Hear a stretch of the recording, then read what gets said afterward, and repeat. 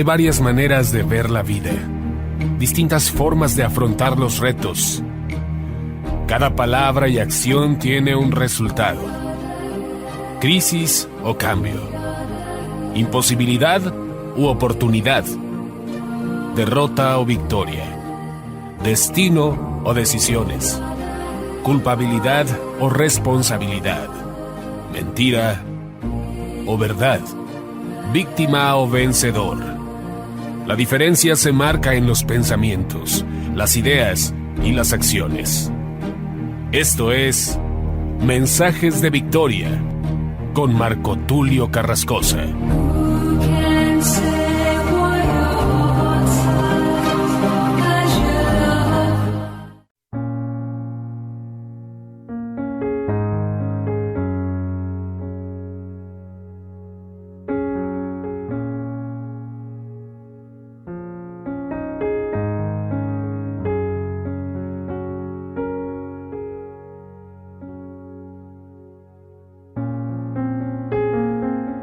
Bendiciones a todos, qué alegría poderles saludar nuevamente a través de la radio, a través de internet. Hoy estoy muy contento de poder llegar hasta ustedes compartiéndoles el poderoso mensaje de la palabra de Dios. El episodio de hoy que les voy a compartir con mucho entusiasmo se titula El fruto de la unidad. Es el episodio número 40.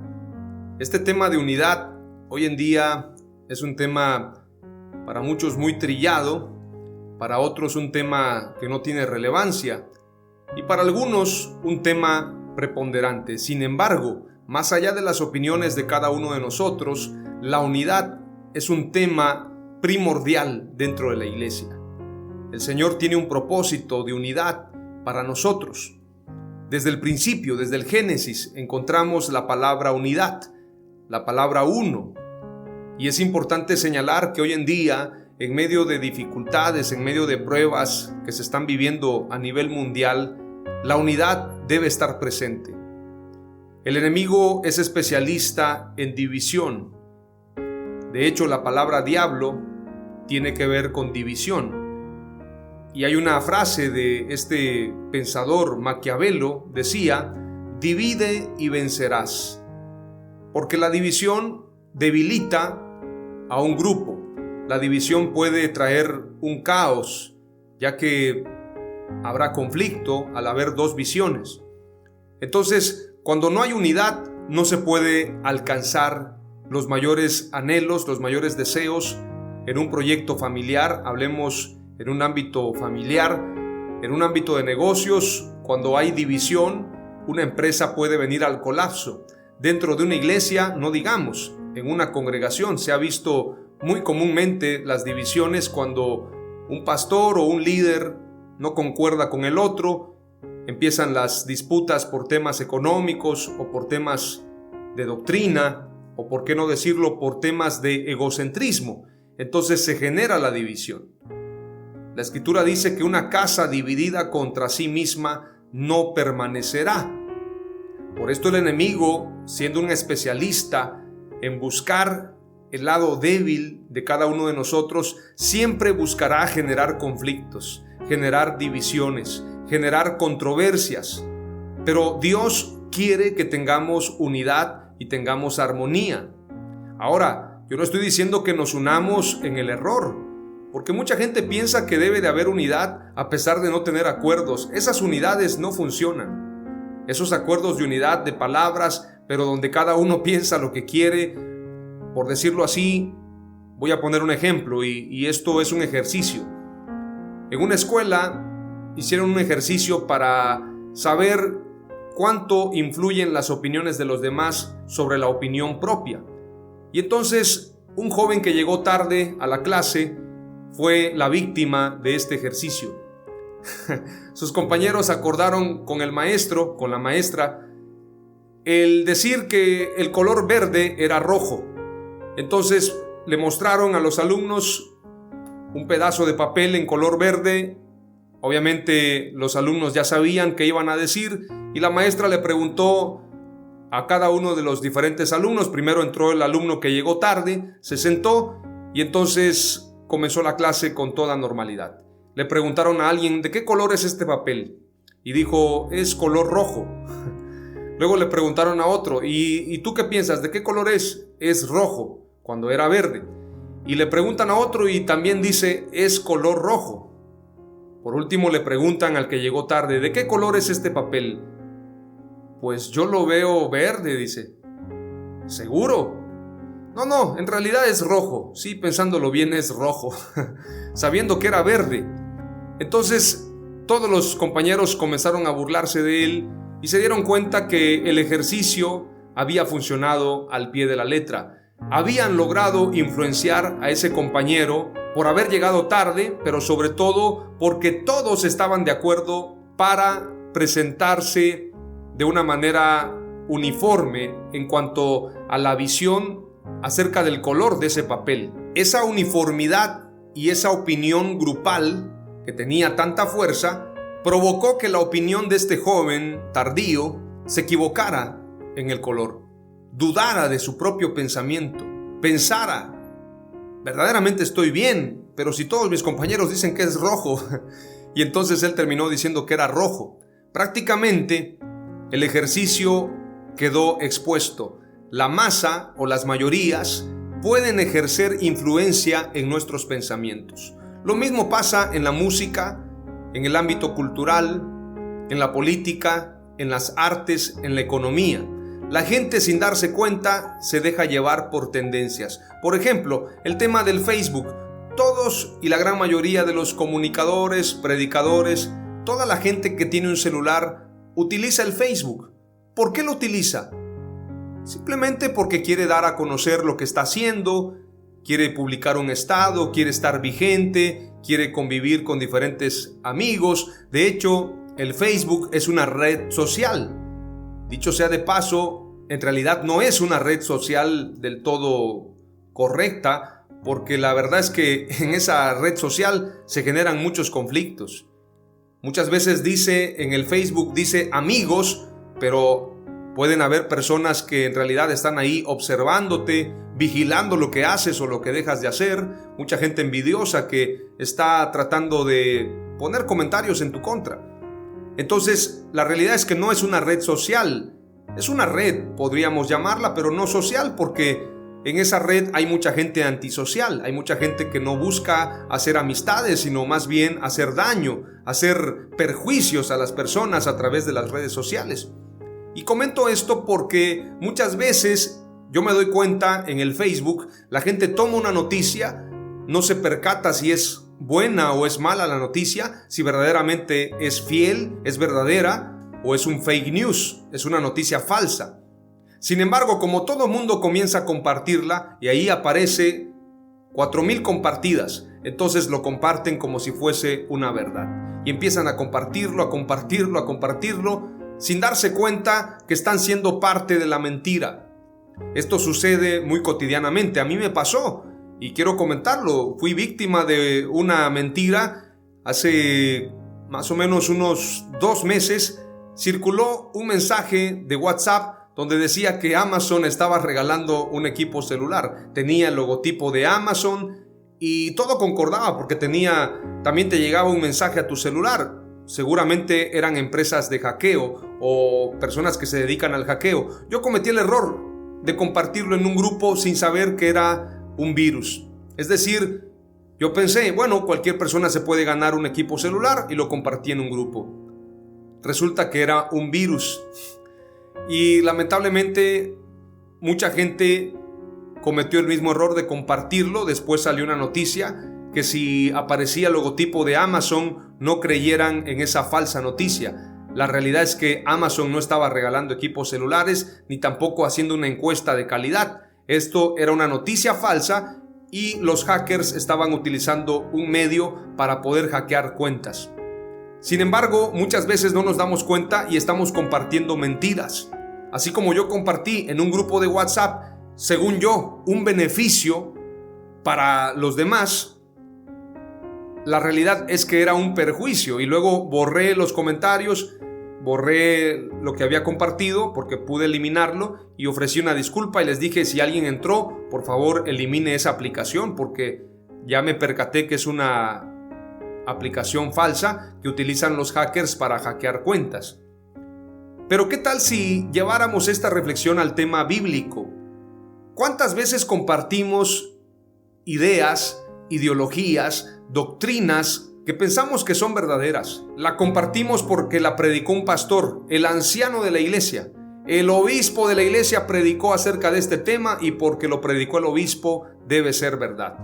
Lo predicó el apóstol, lo predicó el gran profeta de Dios. Entonces la gente comparte y comparte un mensaje como si fuese verdad, cuando la realidad puede ser que esos mensajes no tengan contenido bíblico. En la realidad hay un gran porcentaje de mentiras que se predican en los templos, que se predican en los púlpitos, mentiras que se comparten como si fuesen verdades y verdades que se comparten como si fueran mentiras. Por ejemplo, voy a hablar acerca de un tema. Predicamos mucho acerca de la Gran Comisión, pero ¿cuál es la Gran Comisión? Vayan y anuncien el Evangelio. Id y predicad este Evangelio a toda criatura, enseñándoles que guarden todas las cosas que os he mandado.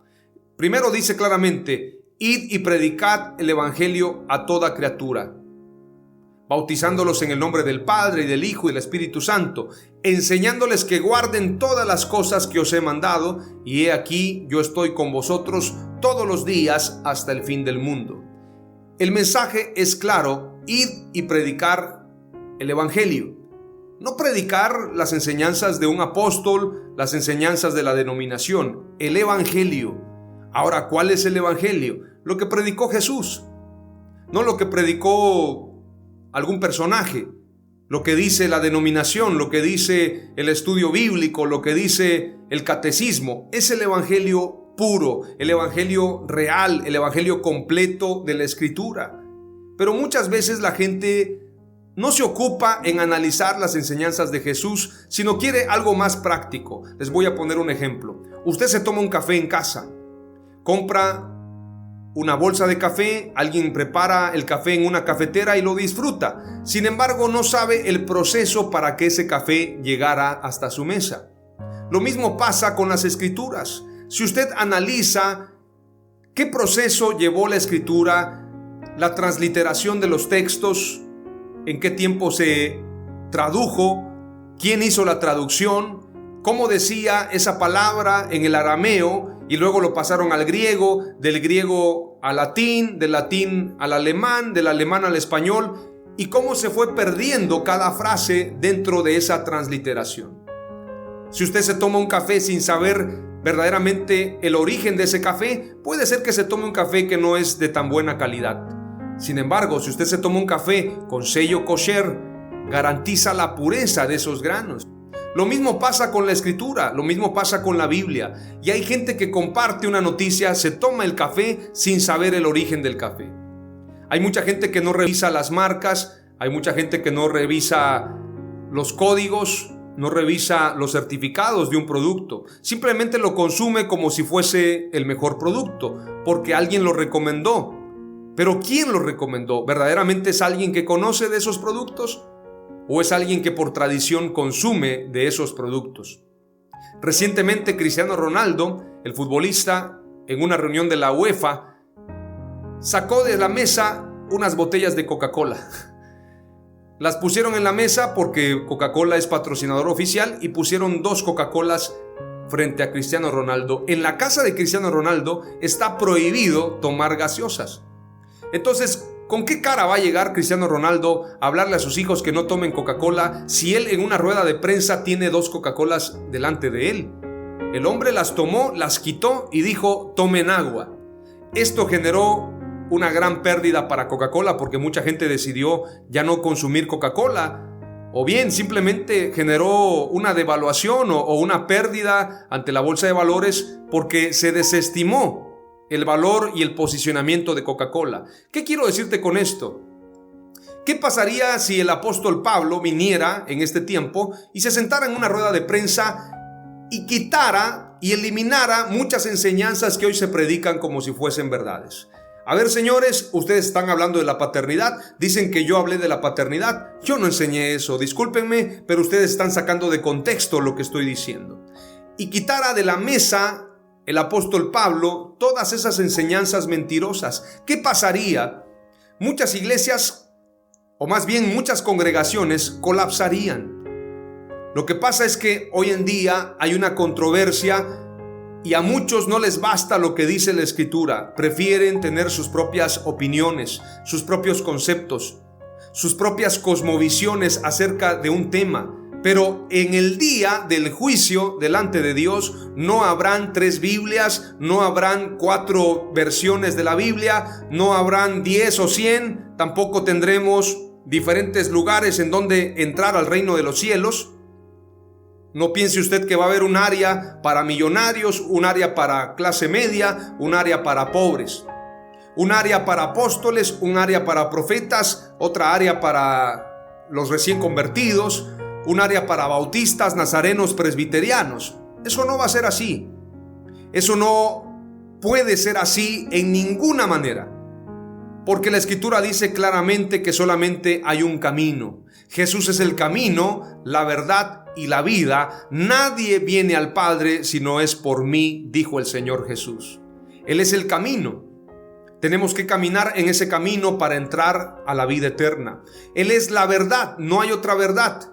Muchos enseñan según lo que enseñó este famoso escritor de este libro, El Superhombre, Friedrich Nietzsche. Es un alemán. Se pronuncia un poco raro porque es alemán. Este personaje dice que la verdad es relativa. Y muchos hoy en día, yo lo he escuchado en debates, inclusive debates cristianos, acerca de que la verdad es relativa. Nadie puede decir que tiene la verdad absoluta. Eso es una mentira de Satanás, porque quien tiene a Jesús y quien tiene el Evangelio, tiene la verdad completa, el Evangelio completo. La verdad de Dios no es a medias, por esto Jesús declaró: y conoceréis la verdad, y la verdad os hará libres. Por lo tanto, tenemos que asegurarnos de estar en esa verdad. El mensaje de Jesús fue el amor de Jesús, hablar del amor de Dios y hablar de la sana doctrina. Es decir, el mensaje de Jesús tenía 2 enfoques: el enfoque espiritual, completamente la verdad bíblica, la sana doctrina, guardar la palabra de Dios, pero también manifestar su amor con hechos. Entregó su vida, no solamente predicó, sino entregó su vida, ayudó a los pobres. Entonces el mensaje se convierte en una verdad espiritual, pero también en una verdad en obras, en una verdad en hechos. No podemos hablar de evangelio traduciéndolo solamente en un mensaje de palabras. El evangelio es poder de Dios, y cuando hablamos de poder, hablamos de actuar, hablamos de una actuación. Por eso está escrito el libro de los Hechos de los Apóstoles. Hechos, no palabras. Son hechos porque los apóstoles actuaron, hicieron, como dice la Escritura también en el libro del profeta Daniel: el pueblo que conoce a su Dios se esforzará y actuará. Tiene que haber una actuación, tiene que haber una actividad. Tenemos que demostrar nuestra fe por obras, no solamente por palabras. En medio de toda esta controversia, en medio de toda esta guerra de cosmovisiones, tenemos que adentrarnos al Evangelio. Tenemos que buscar la verdad de Jesús. Tenemos que poner la mirada en Jesús, porque hay muchas falsas enseñanzas, hay muchas Coca-Colas en la mesa, hay muchas mentiras, hay muchas cosas que se enseñan como si fuesen verdades. Hay verdades que no son verdades, sino son mentiras. Y hay mentiras que en realidad son verdades. Es decir, lo que mucha gente piensa que es una mentira, la realidad es que es una verdad. Y lo que mucha gente aplaude y lo tiene como una verdad, es una mentira. Por esto la Escritura dice: llegará el día en que a lo malo se le llamará bueno y a lo bueno malo. Llegará el día en que a la verdad se le llamará mentira y a la mentira se le llamará verdad. Hay gente que se deja llevar por la demagogia. La demagogia es la mentira dicha como verdad. Por ejemplo, un político dice: voy a sacar a los pobres adelante, les daré programas sociales, ayudaré a los pobres a tener empresas. El mensaje se escucha excelente, pero la realidad es que es una demagogia porque a los pobres solamente los están haciendo más pobres de lo que ya son. No se incentiva la creación de empresas, las inversiones. Lo que se incentiva es la pobreza. Entre más pobreza, mejor para muchos gobiernos, porque los pobres son el botín de las votaciones cada 3 años o cada 6 años, o en algunos países cada 4 años. Como dice una frase, primero los empobrecen, luego les ofrecen ayuda para que entonces se beneficien de esa pobreza. Es decir, hacen un ciclo de pobreza, hacen un ciclo de mediocridad. Si usted analiza, en los programas de televisión, muchos programas incentivaron la mediocridad. Hace muchos años, programas como El Chavo del Ocho, El Chapulín Colorado, Chespirito, muchos programas de televisión incentivaron la mediocridad. El Chavo del Ocho nos hablaba de una vecindad donde había un personaje que nunca tenía trabajo, don Ramón. Había un dueño de casas que siempre llegaba a cobrar la renta. Había una señora que estaba amargada y vivía con un maestro. Bueno, si usted analiza, lo que estaba pasando en esta serie era la situación de México. Mostrarle a México su situación caótica, su situación de mediocridad. Y eso se replicó a toda Latinoamérica. Lo que mucha gente no sabe es que detrás de cada producción hay un financista. ¿Quién financió para que Roberto Gómez Bolaños lanzara esta serie? Con el propósito de educar a las familias mexicanas y de toda Latinoamérica. Mucha gente piensa que fue un éxito la serie y obviamente tenemos que reconocer que fue un éxito. Sin embargo, había un mensaje detrás de todo esto. El conformismo, la mediocridad, la envidia, la apatía, el maltrato. Eso fue algo que se difundió a través de la televisión. Recientemente vimos un anuncio con mi familia de una marca de cloro y la señorita que anunciaba el cloro decía: esta botella puede utilizarla para muchas cosas. Y abría el refrigerador y en esa botella colocaban jugo o colocaban agua. Una botella de cloro.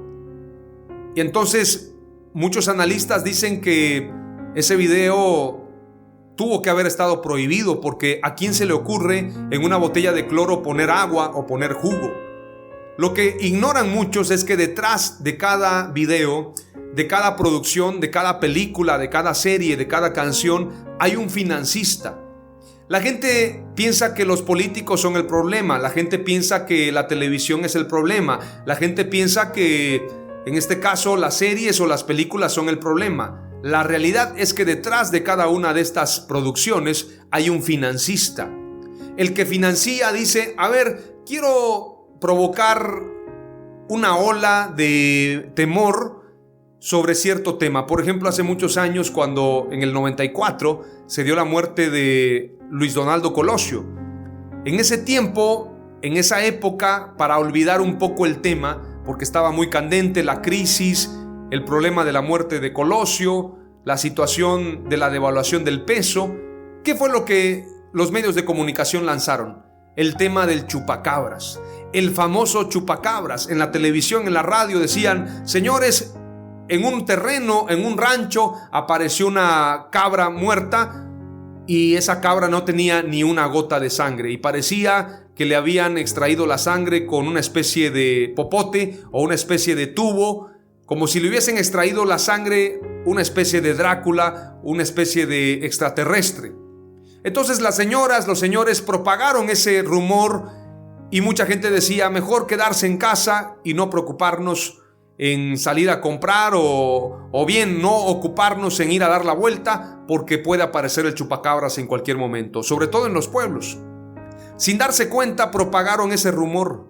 Así han habido muchos rumores, pero es la masa, son las multitudes de gente que en la Biblia se le llaman simples, en la Biblia se les llaman también generación perversa.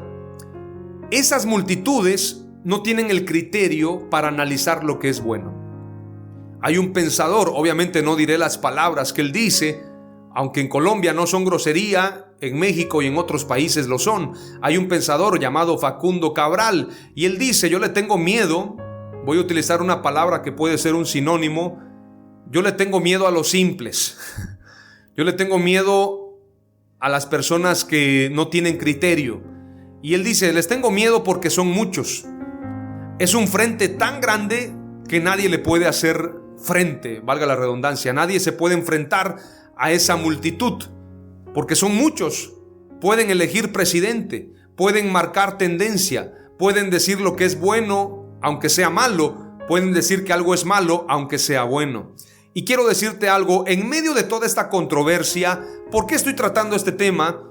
Porque hoy en día la falta de unidad, la falta de criterio, la falta de unanimidad, la falta de visión está generando un problema terrible en las naciones. Las multitudes a manera de ejército se han unido en contra de la vida, en contra de la familia, en contra de los valores.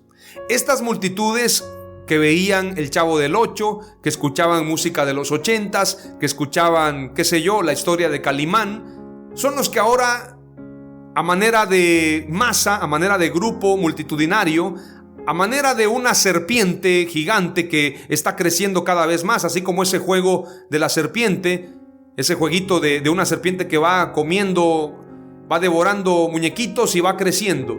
De esa manera ha venido acrecentándose esa serpiente ideológica en contra de la iglesia. ¿Y quién la va a detener? ¿Quién la va a enfrentar si cada vez son más? Y lo más lamentable es que muchos líderes cristianos no quieren ocuparse de estos temas. Simplemente no les ocupa, no les preocupa. ¿Por qué voy a hablar acerca de este tema si yo me voy en el rapto?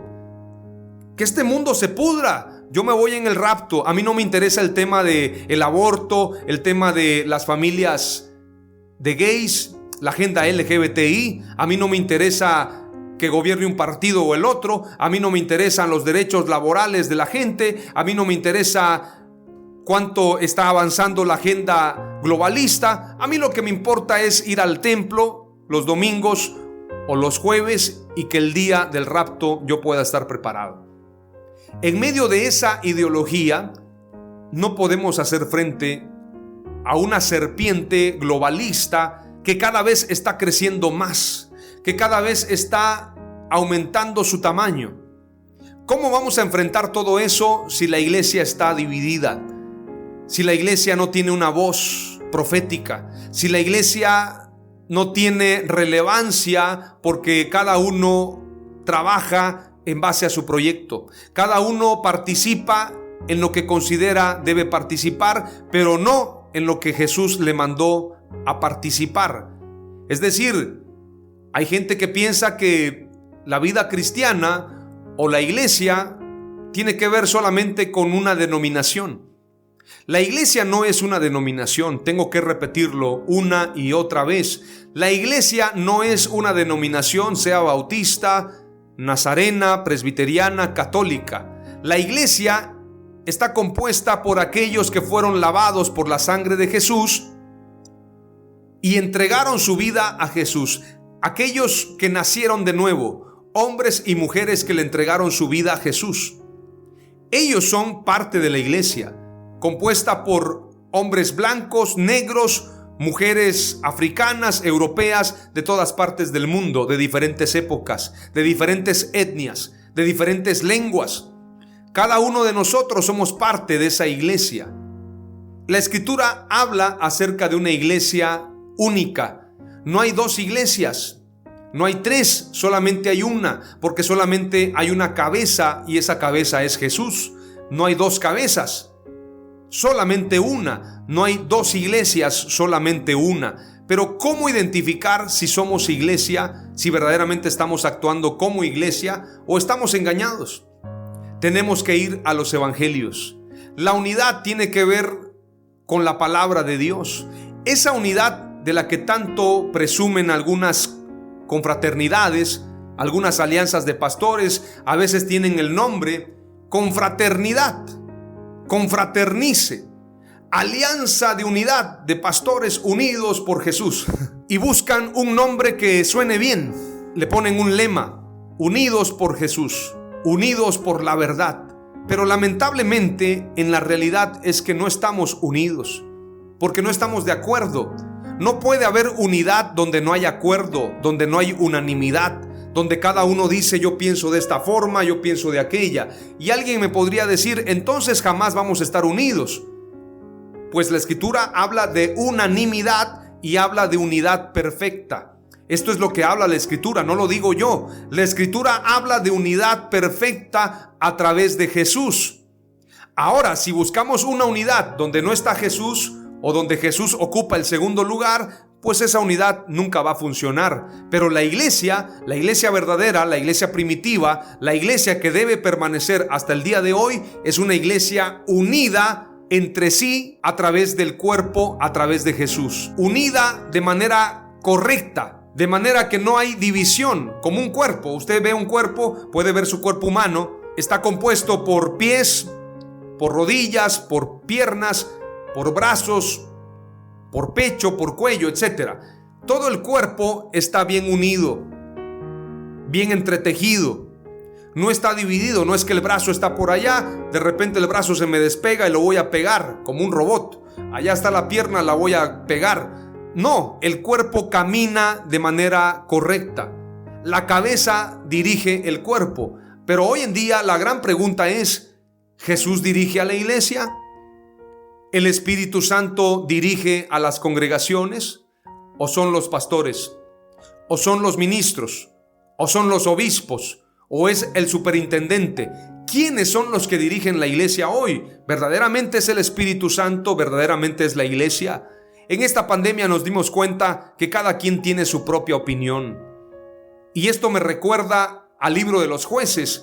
En el libro de los jueces hay una frase que viene al principio del libro y al final.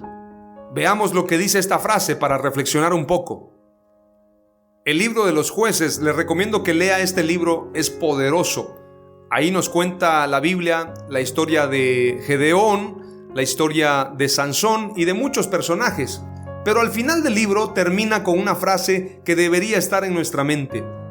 Jueces capítulo 21 y verso 25 dice: en aquel tiempo no había rey en Israel, y cada hombre hacía lo que bien le parecía. Claramente nos muestra que el padecimiento de Israel en aquel tiempo es que no había rey. Y como no había rey, cada uno hacía lo que bien le parecía. Si llevamos esa realidad del pueblo de Israel al día de hoy en la iglesia, vamos a encontrar exactamente lo mismo. Cada uno hace lo que bien le parece. Pero la pregunta es, ¿hay rey en Israel? ¿Hay rey en la iglesia? Claro que hay. Sin embargo, no reina sobre todos, porque Jesús es un caballero. Su reino no es a la fuerza. Su reino tiene que ver con una cultura, tiene que ver con una entrega total. Él reina en los corazones. Él reina en nuestras mentes. Su reino tiene que ver con nuestro corazón.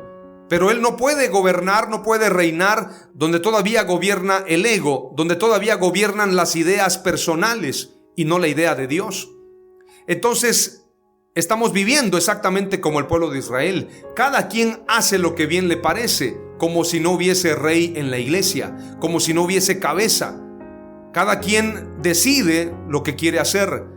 Yo voy a levantar una denominación, yo voy a levantar otra, yo le voy a poner este nombre, se va a llamar la Iglesia Santísima de la Sana Doctrina. Allá le ponen otro nombre, esta iglesia se va a llamar la Iglesia de la Ciudad.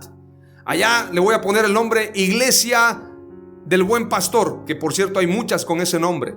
La Iglesia de la Cobertura Apostólica. Todos le ponen un nombre. Eso es grave, amados hermanos. Eso es muy grave.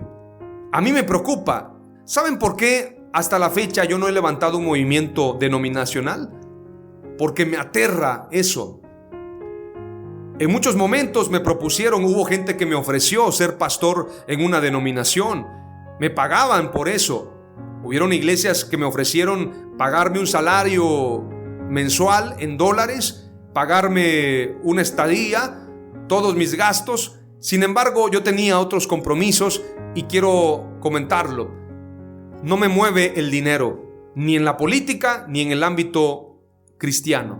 Aunque viniera un gran apóstol y me dijera: mira, te voy a poner para que tú seas el apóstol de esta congregación, con gastos pagados, tú vas a ser el segundo al mando, aquí yo soy el apóstol más grande, pero tú vas a ser el segundo y te voy a poner dinero y te voy a poner todo. Eso no me mueve. De verdad se los digo. No me mueve la política, no me mueve la fama. Yo no estoy buscando eso. Pero me preocupa, muchas veces observo a muchos líderes que con poquito los seducen, con poquito los compran. Como en la Biblia, Eliseo y Giezi, cuando Eliseo oró por Naamán, cuando Naamán quedó sano de la lepra, Naamán le ofreció tesoros a Eliseo y Eliseo los rechazó. Sin embargo, Giezi regresó por los tesoros. Entonces, a causa de haber regresado por esos tesoros que no era lícito y no era correcto que los tomaran, Giezi tomó la lepra de Naamán. Esto es para que reflexionemos todos estos pasajes bíblicos: la lepra de Naamán, la lepra de Giezi, la murmuración de los hermanos de Moisés, María y Aarón, que murmuraron y también tuvieron consecuencias, tuvieron lepra. Todo esto viene en la Biblia para que tú y yo reflexionemos. La Escritura también nos habla de Ananías y Zafira, trataron de engañar al Espíritu Santo y murieron. Todo esto está en la Biblia para que tú y yo reflexionemos. No podemos estar en el error, no podemos perseverar en una mentira, no podemos buscar la satisfacción personal, lo que a mí me parece correcto. Pero ¿qué dice la Biblia? Bueno, a mí no me importa lo que diga la Biblia. Le muestras el pasaje donde habló Jesús. Bueno, pero es que era otro tiempo. Eso es muy grave. Eso es obstinación. La Escritura habla que como pecado de adivinación es la rebelión y como ídolos la obstinación. Por cuanto tú desechaste las palabras de Dios, Dios también te desecha para que no seas rey. Eso es grave. ¿Sabe usted que yo jamás he cobrado un peso por predicar la palabra de Dios? ¿Y sabe por qué? Porque mi llamado es a predicar, y ay de mí si yo no predico el evangelio. Quiero escribir un libro, estoy escribiéndolo ya, y quiero hacer muchas cosas para el reino de Dios, pero hay una parte que me tiene muy preocupado: el tema del dinero, el tema del enfoque económico, el tema de las finanzas. Se escribe un libro y se hace negocio con la venta de ese libro. Y alguien me podría decir: bueno, pero es que eso es correcto, porque ese libro es para que de alguna manera se difunda. Pero lamentablemente el que no puede pagar un libro no va a tener acceso a ese libro. Se hace negocio con la Biblia. Tendríamos que pagar derechos de autor, y los que venden Biblias tendrían que pagarle a Dios derechos de autor. Sin embargo, hacen negocios con la Biblia. Todo eso me preocupa, amados hermanos. Estamos en un momento de oscurantismo en la historia de la humanidad. Yo creo que más difícil que el tiempo de Lutero, porque en el tiempo de Lutero no había Biblias, o más bien la gente no tenía acceso a una Biblia. Ahora la gente tiene acceso a la Biblia, pero no le basta la Biblia. Quiere buscar más, quiere otros libros, quiere otras historias, quiere otras revelaciones. Eso es gravísimo. Me preocupa de tal manera que me pone a temblar el pensar en el día del juicio. Alguna vez he pensado en una película que se llame así, El Día del Juicio, y que hayan 3 historias: una prostituta, un alcohólico y un pastor. Y todos tengan su juicio dentro de la película, pero al final tengan la oportunidad de despertar de un sueño. Pero en esa película se nos lleve a todos a una reflexión si verdaderamente estamos cumpliendo con el mandato de Dios, con el mandato divino. Porque muchas veces pensamos que la misericordia de Dios nos va a salvar de todo. Pero la Escritura dice: no erréis, Dios no puede ser burlado, lo que el hombre sembrare, eso cosechará. Yo soy el menos indicado para hablarte de esto. Tengo multitud de errores, tengo multitud de defectos, pero la única gran diferencia es que reconozco mi necesidad en Jesús. Reconozco que sin Él yo no soy nada. Reconozco que solamente a través de su misericordia, a través de su gracia, puedo alcanzar esa bendición de la vida eterna. No con esto estoy diciendo que estoy conformado. Todos los días estoy batallando, estoy luchando. Quiero decirlo puntualmente, amados hermanos: si yo no hubiese entregado mi vida a Jesús, probablemente estaría metido en la política o estaría metido en la música. Yo en la secundaria cantaba y tuve oportunidades para ir a festivales. Probablemente hubiese estado en algún ámbito artístico, o inclusive pude haber estado en un ámbito de violencia. Yo no sé, pero seguramente hubiese buscado algo de renombre, porque en mi corazón, en mi espíritu, en mi esencia, siempre busqué el primer lugar desde niño. Le dediqué mi vida a Dios. Recuerdo que hace muchos años me ofrecieron ser militar, ser guardia presidencial, y tenía el empuje, tenía en este sentido el lanzamiento por parte de un capitán para que yo pudiese estar en un alto nivel como guardia presidencial, pero rechacé esa propuesta y decidí entregarle mi vida a Jesús. ¿Por qué te cuento esto? Porque tal vez yo no soy nadie, yo no soy perfecto para decirte necesitamos cambiar, pero sí te puedo decir que si estoy en este camino como soldado de Jesús es porque estoy luchando todos los días por agradar a Dios, porque hay una guerra espiritual allá afuera. Tenemos que combatir la mentira, tenemos que luchar contra esta degradación mundial, tenemos que luchar contra todo esto que está pasando, pero nuestro mayor enemigo está dentro de la misma iglesia. Las falsas doctrinas, las herejías que se enseñan hoy en día dentro de los templos. Tenemos que luchar contra todo eso, y me preocupa que no aprendamos a batallar contra todo esto. Me preocupa que seamos como la moneda perdida dentro de la casa. Me preocupa que nos estemos engañando. Me preocupa que estemos perdiendo el tiempo, tú y yo. Como dijo el apóstol Pablo, yo mismo puedo venir a ser un heraldo solamente, alguien que anunció el evangelio, pero al final de cuentas sea desechado. Lo dijo el apóstol Pablo, no lo dijo cualquier apóstol.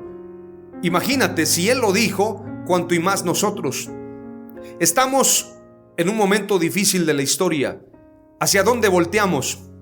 ¿Hacia dónde nos hacemos en medio de toda esta controversia mundial? ¿Qué podemos hacer tú y yo si hay división dentro de la iglesia? Una casa dividida contra sí misma no permanecerá. Veamos lo que dice San Juan 17. Y por ellos yo me santifico a mí mismo, para que también ellos sean santificados en la verdad. San Juan 17, verso 19 en adelante. Mas no ruego solamente por estos, sino también por los que han de creer en mí por la palabra de ellos, es decir, nosotros, para que todos sean uno, como tú, oh Padre, en mí y yo en ti, que también ellos sean uno en nosotros, para que el mundo crea que tú me enviaste. La gloria que me diste, yo les he dado para que sean uno, así como nosotros somos uno, yo en ellos y tú en mí, para que sean perfectos en unidad. Esta palabra, perfectos en unidad.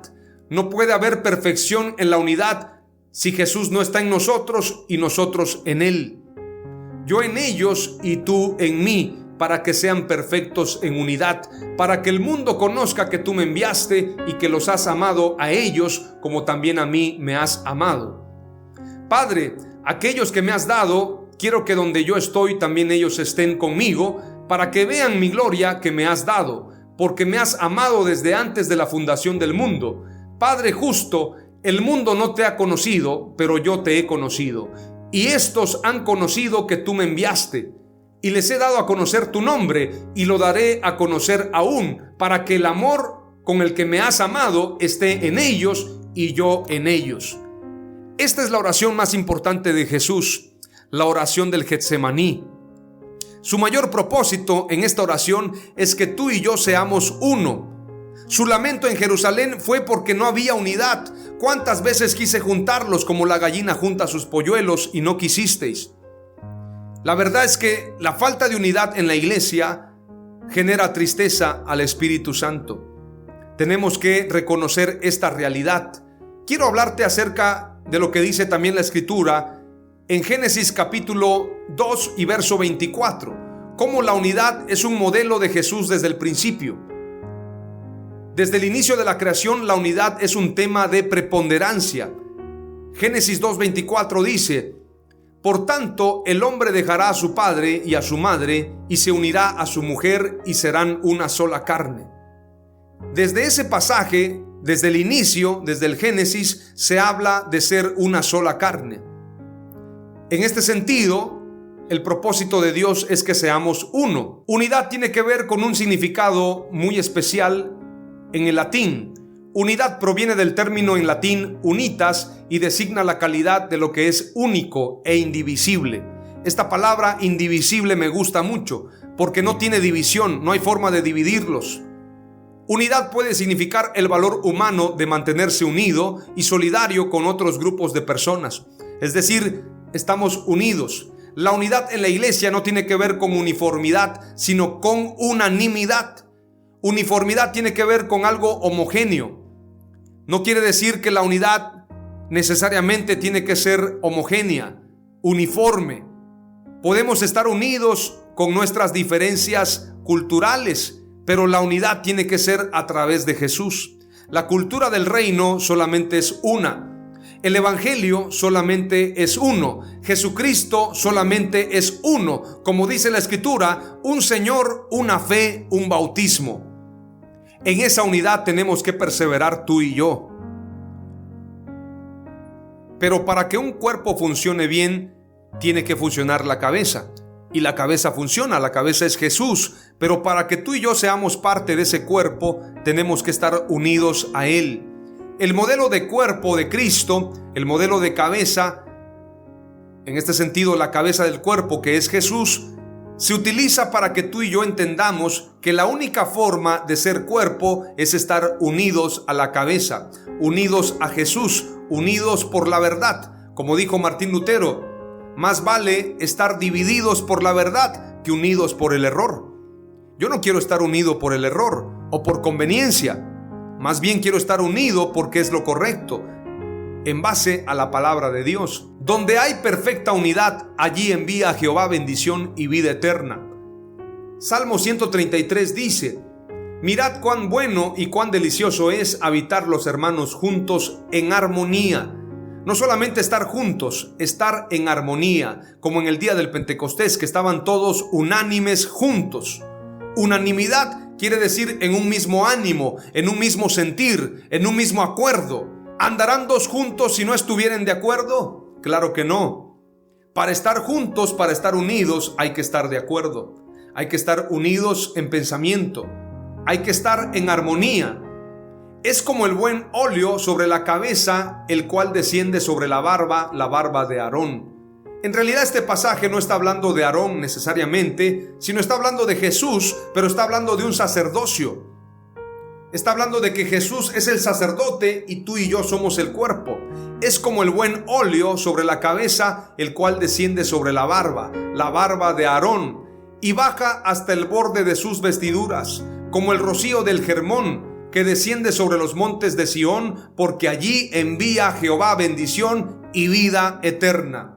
¿A dónde envía Jehová bendición y vida eterna? Donde están los hermanos juntos y en armonía, donde hay unidad, donde hay unanimidad. Ahí envía el Señor su Espíritu Santo, envía bendición y vida eterna. Donde está el Espíritu de Dios, ahí hay libertad. ¡Aleluya! La obra de la cruz es reconciliación para con Dios y los hombres.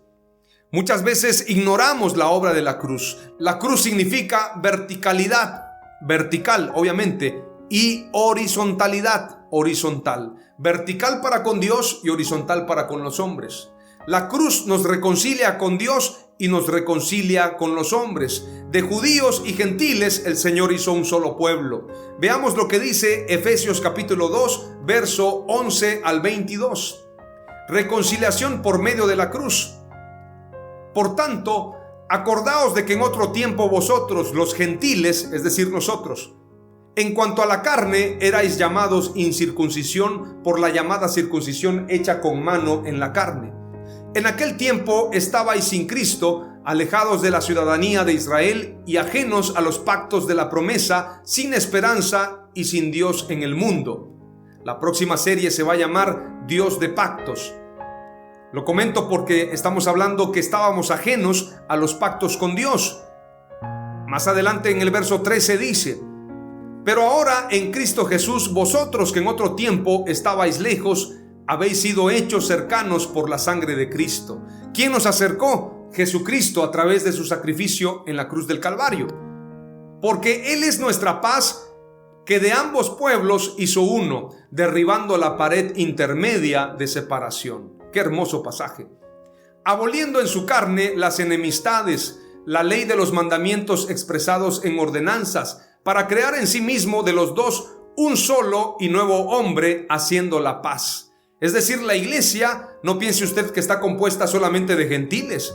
La iglesia está compuesta por judíos y gentiles. Por esto se equivocan muchos escatólogos cuando dicen que Mateo 24 es solamente para judíos. Toda la Biblia, todo el evangelio es para judíos y gentiles. Por esto Jesús dijo a los discípulos: me seréis testigos en Jerusalén, en Judea, en Samaria. Samaria es un pueblo gentil, hasta lo último de la tierra. Ciertamente comienza en Jerusalén, pero termina en todo el mundo. Por lo tanto, tenemos que entender que la iglesia está compuesta por judíos y gentiles. Váyase quitando de la mente esa idea de que los judíos no tienen salvación o que quedaron fuera del pacto de Dios. Judíos y gentiles han reconocido a Jesús como el Mesías, y por eso el Señor ha creado un solo pueblo a través de su sacrificio en la cruz del Calvario. Dice más adelante: y mediante la cruz reconciliar con Dios a ambos en un solo cuerpo. ¿Cuál es ese cuerpo? La iglesia. Matando en ella las enemistades. Y vino y anunció las buenas nuevas de paz a vosotros que estabais lejos y a los que estaban cerca. Porque por medio de él los unos y los otros tenemos entrada por un mismo espíritu al Padre. ¿Por qué espíritu tenemos entrada? Por el Espíritu Santo, por el Espíritu de Jesús. ¡Aleluya! Así que ya no sois extranjeros ni advenedizos, sino conciudadanos de los santos y miembros de la familia de Dios. ¿Cuántas familias de Dios hay? Solamente una. ¿Cuántas esposas de Dios hay? Solamente una. Edificados sobre el fundamento de los apóstoles y profetas. ¿Cuáles apóstoles? Los 12 apóstoles. Esos 12 apóstoles dejaron fundamentos, incluyendo también al apóstol Pablo. Edificados sobre el fundamento de los apóstoles y profetas. ¿Cuáles profetas? Jeremías, Zacarías, Malaquías, Daniel, Ezequiel. Todos estos profetas de Dios. Edificados sobre el fundamento de apóstoles y profetas, siendo la principal piedra del ángulo Jesucristo mismo. Es decir, el fundamento es Jesucristo. La piedra angular es Jesucristo, en quien todo el edificio, bien coordinado, va creciendo para ser un templo santo en el Señor, en quien vosotros también sois juntamente edificados para morada de Dios en el Espíritu. Hay mucha gente que se ocupa en la construcción de templos de cemento, templos de mármol, pero la mayor edificación que tenemos que hacer tú y yo es la edificación de la iglesia. Fuimos llamados a eso, a edificar la iglesia del Señor. Veamos lo que dice también 1 Corintios 11:3. Ya que Jesús es la cabeza de la iglesia, por lo tanto, quien gobierna y dirige a la iglesia es nuestro Señor Jesucristo. ¡Aleluya! 1 Corintios 11:3 dice: pero quiero que sepáis que la cabeza de todo hombre es Cristo, y la cabeza de la mujer es el hombre, y la cabeza de Cristo es Dios. Esto para que entendamos que la cabeza es la que dirige, la cabeza es la que gobierna. Efesios 1:22 dice: y todo sometió bajo sus pies, y a él lo dio por cabeza sobre todas las cosas a la iglesia. Efesios 4:15. Entendamos, Efesios 1:22 está hablando del dominio que le dio Jesús a la iglesia. Todas las cosas las puso bajo los pies de la iglesia. Pero ¿quién es quien gobierna la iglesia? La cabeza, y es Jesús. No hay otra cabeza, solamente Jesús. No es el apóstol, no es la denominación. La cabeza es Jesús. ¡Aleluya! Efesios 4:15 dice: sino que hablando la verdad en amor, crezcamos en todos los aspectos en aquel que es la cabeza, es decir, Cristo. Mi crecimiento no me lo da un apóstol. Hay apóstoles que dicen: le voy a cortar, lo voy a decir en el tono que lo dicen ellos como hondureños, le voy a cortar la unción. No, mi hermano, la unción no me la puedes cortar tú, porque la unción me la da el Espíritu Santo. La unción me la da Dios. Y como dice la Escritura, sino que hablando la verdad en amor, crezcamos en todos los aspectos en aquel que es la cabeza, es decir, Cristo. Mi crecimiento me lo da Dios. Pablo sembró, Apolos regó, pero el crecimiento lo dio Dios. Mi crecimiento no me lo da un apóstol, una cobertura. Mi crecimiento me lo da el Espíritu Santo. ¡Aleluya! Efesios 5:23 dice: porque el marido es cabeza de la mujer, así como Cristo es la cabeza de la iglesia, siendo él mismo el Salvador del cuerpo. Póngase atento a lo que estoy diciendo. Porque el marido es cabeza de la mujer, así como Cristo es cabeza de la iglesia, siendo él mismo el Salvador del cuerpo. ¿Quién salva al cuerpo? Jesús. ¿Quién salva a la esposa? El hombre. Hay muchos esposos que ponen a trabajar a su esposa. Hermano, ponte a trabajar tú, que tu esposa esté en casa. Y no con esto estoy diciendo que las mujeres sean inútiles. Lo quiero decir con mucho respeto. La mujer virtuosa es una mujer que trae su pan de lejos. Pero yo estoy en contra que hayan hombres mantenidos que a la esposa la pongan a trabajar. El hombre es el que debe salvar a la esposa, salvarla del trabajo, salvarla de muchas cosas. Tenemos que ser los guardaespaldas y protectores de la mujer, así como Jesús es de la iglesia. Estoy usando una frase un poco coloquial, espero que me entiendas. Colosenses 1:18 dice: Él es también la cabeza del cuerpo, que es la iglesia, y Él es el principio, el primogénito de entre los muertos, a fin de que Él tenga en todo la primacía. ¿Quién es el primero? Jesús. ¿Quién es la cabeza? Jesús. ¿Quién gobierna? Jesús. ¿Quién es nuestro rey? Jesús. ¿Quién es la cobertura? Jesús. ¿Quién es mi Padre? Jesús. A Él sea la gloria, la honra y la alabanza por todos los siglos. ¡Aleluya! Colosenses 2:19 dice: pero no haciéndose a la cabeza, de la cual todo el cuerpo, nutrido y unido por las coyunturas y ligamentos, crece con un crecimiento que es de Dios. Para crecer en el cuerpo tenemos que estar pegados a la cabeza, estar bien unidos, para que seamos nutridos como cuerpo a partir de la cabeza, que es Jesús. La iglesia es el cuerpo de Cristo. 1 Corintios 12 en adelante dice: porque así como el cuerpo es uno y tiene muchos miembros, pero todos los miembros del cuerpo, aunque son muchos, constituyen un solo cuerpo, así también es Cristo. Pues por un mismo espíritu todos fuimos bautizados en un solo cuerpo, ya judíos o griegos, ya esclavos o libres, y a todos se nos dio a beber del mismo espíritu. Porque el cuerpo no es un solo miembro, sino muchos. Si el pie dijera: porque no soy mano, no soy parte del cuerpo, no por eso deja de ser parte del cuerpo. Y si el oído dijera: porque no soy ojo, no soy parte del cuerpo, no por eso deja de ser parte del cuerpo. Si todo el cuerpo fuera ojo, ¿qué sería del oído? Si todo fuera oído, ¿qué sería del olfato? Ahora bien, Dios ha colocado a cada uno de los miembros en el cuerpo según le agradó. Y si todos fueran un solo miembro, ¿qué sería del cuerpo? Sin embargo, hay muchos miembros, pero un solo cuerpo, y el ojo no puede decir a la mano: no te necesito, ni tampoco la cabeza a los pies: no os necesito. Por el contrario, la verdad es que los miembros del cuerpo que parecen ser los más débiles son los más necesarios.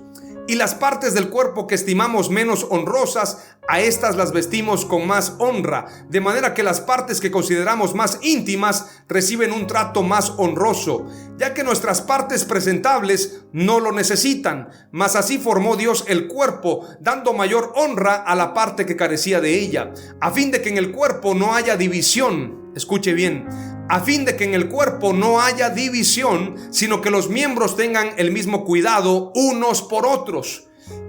Y si un miembro sufre, todos los miembros sufren con él. Y si un miembro es honrado, todos los miembros se regocijan con él. Ahora bien, vosotros sois el cuerpo de Cristo, y cada uno individualmente un miembro de él. ¿Cuántos dan gloria a Dios por eso? ¿Cuántos quieren ser ese cuerpo de Jesús?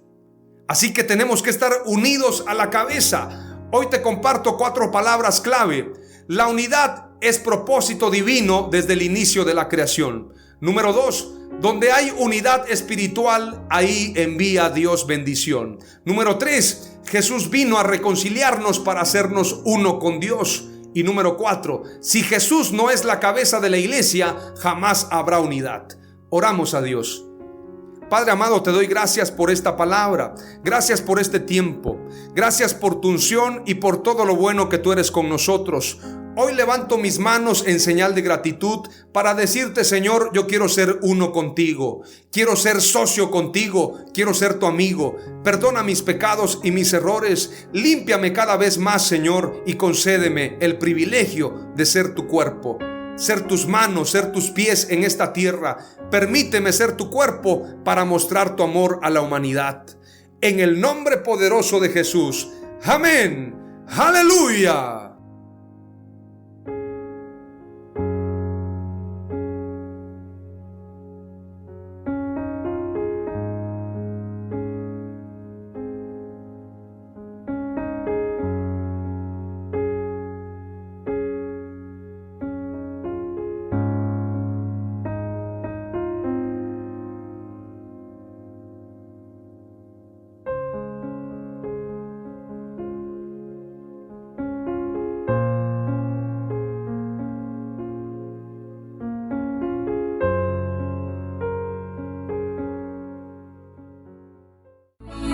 Esto fue Mensajes de Victoria con Marco Tulio Carrascosa. Gracias por escucharnos y seguirnos en nuestras redes sociales. Si deseas invitarnos a tu ciudad, escríbenos por inbox o al WhatsApp 961-66-882-99, 961-66-882-99.